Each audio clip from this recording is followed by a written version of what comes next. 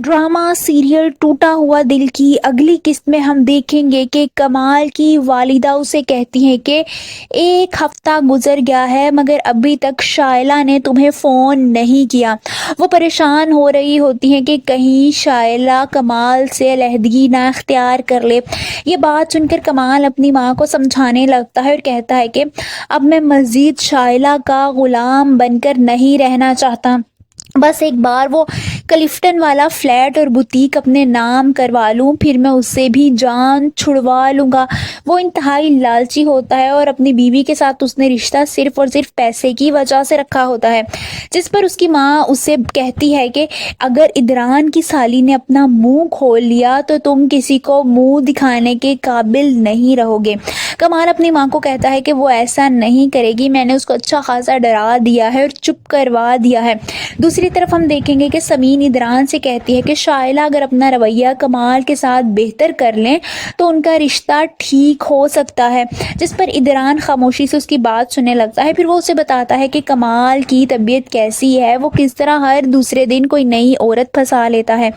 वहीं हम देखेंगे कि उष्णा छत पर खड़ी अपनी एक दोस्त से बात कर रही होती है और कमाल के बारे में कहते हुए कहती है कि मैं उसके साथ बहुत ज़्यादा संजीदा थी, बस मुझसे एक गलती हो गई, वो ये कि मैं उसे जानती नहीं थी, मगर वो तो मेरे बारे में सब कुछ जानता था। इसके बावजूद उसने मेरे साथ बहुत गलत किया और मुझे धोखा दिया।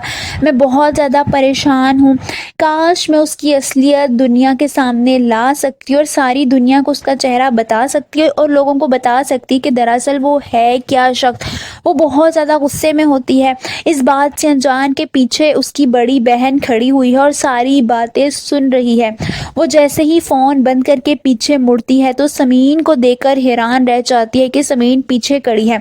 समीन भी अपनी बहन की ये सारी बातें सुनकर हैरान रह जाती है। उसे यकीन ही नहीं आता कि उष्णा इस हद तक जा सकती है।